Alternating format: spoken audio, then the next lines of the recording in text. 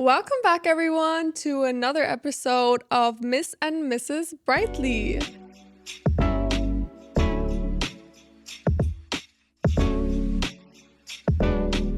I'm Victoria, and I'm 21 years old, and I'm again joined with my lovely mom. Hi, my name is Dr. Heike Lieb-Wilson, and I'm 55 years old. So this is our second episode. Now we decided we would talk a bit more about our story. So we will tell you our story of how we reached the point of now deciding to start a podcast together. Absolutely, and I'm super excited about it. So I think we should start at your childhood, maybe even, because I think you refer quite a lot back to your mom and your parents and how they were always there for you, but they just couldn't give you the same life, not the same life that you give me now, you know? Okay, so I'm born and raised in Stuttgart in Germany. And like Victoria said, or like you said, from normal people, my mom is a kindergarten teacher and my father is an engineer, but they never had really money. And this is where I had to work very early for whatever I wanted. So I had to work in a supermarket for 9 months until I was able to buy my first branded Adidas sneakers. And I was so proud after I achieved that because my mom and my dad never had the money available for us. And but this really developed the drive in me to achieve things for myself. And this is where it all started, to be really honest. Okay.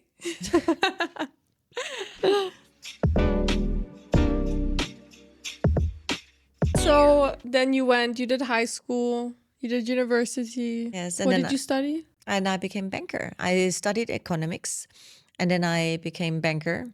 And but again, the banking was forcefully done because I actually wanted to study fashion, but because my parents didn't have the money, they said, "Well, you go and learn something more suitable and more flexible." And so they said, okay, just go and do banking, and this is what I did. And today I'm extremely grateful because if you know numbers, no matter what business you are enter into, you always have to understand numbers, and it really helped me to to ensure that I have like 3 times I was now self-employed in my life, and it was the base of everything, and even for the consultancy. And yeah, and this is where I also then, after working in the supermarket, I started to work as a part-time since I'm 16 in fashion brands. Like I worked for Escada for 5 years. I was a model, and then when I was 25, I started my first entrepreneurship when I had my boutique. And unfortunately, it was in 2007, 8, 9, and 10 where we had the world crisis. And so I had really struggles. I sold the business then after 4 years with success and entered the corporate world where I worked for a big fashion brand. As you know, I worked for Tommy Hilfiger, Calvin Klein. I worked for Cerruti 8081, Stefanel. I opened the first 88 point of sales for Porsche design around the world. And I was always striving to become better. And yeah, that was my force. And I was a little bit, I would call it the black sheep in the family, because my parents both of them, they stayed in their job for their lifetime. They joined my Oma, remember Oma? She joined the kindergarten and she never changed the kindergarten. She was there for 45 years. Yeah, but I think it's also like your mindset because your sister is also still in Germany, in the small town, has a bakery, and it's just what she strived for, but you just wanted bigger things, wanted grander things. Yeah, that's true. Okay, so no business perspective now, but you were married. That's where I come from. And then you were divorced because you're a single mom now, obviously. Yeah. So talk about becoming a single mom, the change maybe at the beginning the struggles of heartbreak and all of a sudden being alone with us and continuing your career in that. Yeah, look, I shared with you before, it's not being divorced was not a one-sided story. Obviously, it takes always two to tango. And, on one side, I was very much focused on my career. And then, but on the other side, your dad was also pushing me to focus on my career. And that career brought me to New York, where I took both of you, Lucas and Victoria.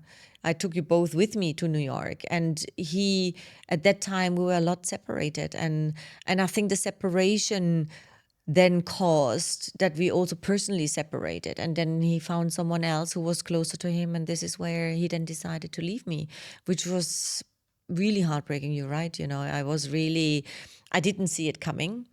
And it really took the carpet, under me away. And I was very, very, very hurt. And I think, but then still, I'm very grateful. First and foremost, I'm very grateful because I have you too, and you're the blessing in my life.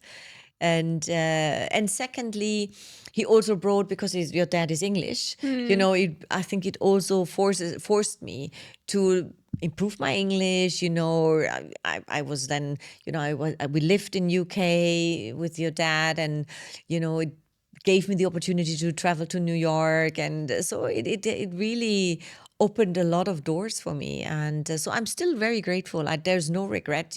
Maybe I regret that I didn't involve him a little bit more in that life, but then it is what it is. And, I can't change the past, but I can only change the future. And yeah. So you divorced, but you continued, obviously. And now your life is this. So how did it continue after the divorce with 2 children supporting us on your own? Yeah, it was not easy, but then there is no choice, right? Because obviously I had to support for both of you. There was no at beginning, it was a little support, financially, but then it stopped very quickly. And so I was fully in charge. So there was no option. There was only the option going forward. And at the same time, I had to be positive for both of you, because obviously I didn't want that it has any impact on your life. And when you were younger, I never spoke bad about your dad. I always said, I don't love your dad, but that he always, always will love you. And he was always there at the beginning. Obviously, then he just took a different turn, which is a totally different story. So how was it for you to go to Belgium?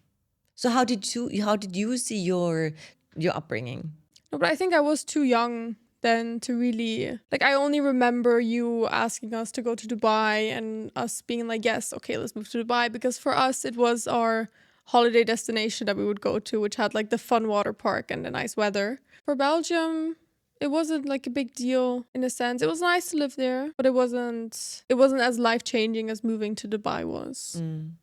So how did you find your upbringing in Dubai? I remember at the beginning you were like, okay, I think I have enough. I go back to Dubai, to Germany, because I'm tired of Dubai. But this was after. I think moving to Dubai when I was 11 was so good for me, especially when I now go back to Germany or to European countries. I just see the difference, or how I could have been if I grew up there, because here I went to an international school. I had so many different cultures in my classroom, in my whole school in general. We had to wear school uniform, so that adds to not judging each other for what you're wearing, which tends to be a very high school kind of thing. And you just grow up at that age. 11 is when you start actually getting your own beliefs and your opinions and ideas of life and rights and wrongs and your values. And for that to all happen when I'm in such a open and cultured and just incredible place where everyone thinks differently, and that's completely fine to think differently, and it's completely fine to believe in different things. That was one thing that was great about living here. The other thing was how safe it is. I always say this to everyone. I'm like, as a young girl growing up here, you hear all these stories around the world and what can happen, and you shouldn't go out at night and you shouldn't walk alone, and as soon as it's dark, like, don't walk alone, shouldn't get into taxis, like so many different stories. But I just never had any of those experiences or even close to those experiences here. I was always so safe. I mean, when I was a teenager, I was out till like 3 a.m. doing God knows what, but I was safe, you know, and I didn't have to worry of what's going to happen. I also think you didn't have to worry. Like, obviously, you're going to worry when your child is out, especially your daughter is out at 3 a.m. But I believe you didn't worry as much as you would have worried if I was in Germany. I mean, even when I was in Germany when I was 17, or now when I was in Switzerland, even at 2021, I was worried. You know, I was like, oh my God, what's going to happen? And I think being 15 or 14 and going out, you don't necessarily think of those things because you're like, I'm just living life. I'm having fun. I'm with my friends. You don't actually think, oh yeah, this is something could actually happen to me until you experience it or you hear it from someone else. But your life was not just glam.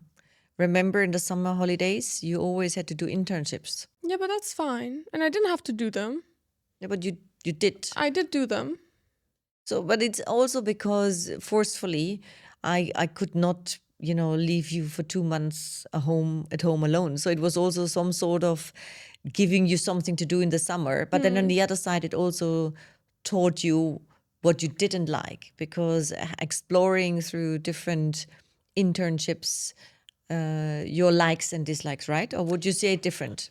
No, I would. I mean, I always grew up with you in business and seeing you as like a strong, independent single mom, powerhouse woman in business. I mean, I think it's quite normal that you then tend to strive to be that. Not necessarily. I know many cases where the kids look back and they said, like, I'd never want to be like my mom or my dad. Okay, but for me, you're my role model. So I don't look at any famous people. I don't look at amazing billionaires in the world who I strive to be like. I look at you. Like, to me, you're my role model. And you have been since I was small, I have to say. Once I passed the I want to be a princess phase, I came to I want to be like my mom phase.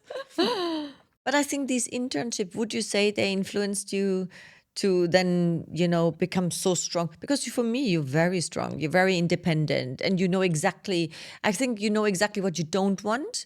I'm not so sure. Do you know what you want? No. Yeah, you're still in the phase of finding out, right? Yeah, but like I was thinking about this last night. I'm like, I love doing things that I like to do. Yeah. And I hate doing things that I don't like to do, that just aren't fun to me, which is a part of it, like the business part also. Like, there's things you just don't want to do and I hate doing them. And then I either don't do them or I take like a week to do a small thing because I just don't want to do it. And then I do all these other not as important things because they're more fun to me. It's what I do because I'm like, I just don't love doing these other things. But can I tell you something? But it's a part of it, I know. No. I'm still doing the same today. Yeah, for me the same. I know I have to do them, but then I push them and I find other things which I feel at that moment are more important because they're so uncomfortable that I don't want to do it. So I think you have it for me. Sorry. I think so too. I have so many things from you. I like to always tend to put my less desirable things on my mom. I like to say I got that from my mom. I know. With all this experience and struggles, we both probably had, and I feel you. I don't think necessarily it's easy to grow up with a single mom, and I think the same for Lucas, because you miss something like the second part of the family. But then in the end of the day, it grew us both stronger, I would say. Would you agree? Yeah, but I don't think that just having a mom in any way affected me, to be very honest. I think maybe when I was really young and like you would have like the girls would talk about, oh, like I'm doing a thing with my dad because like that's a cute thing because usually it's with my mom, so it's like special.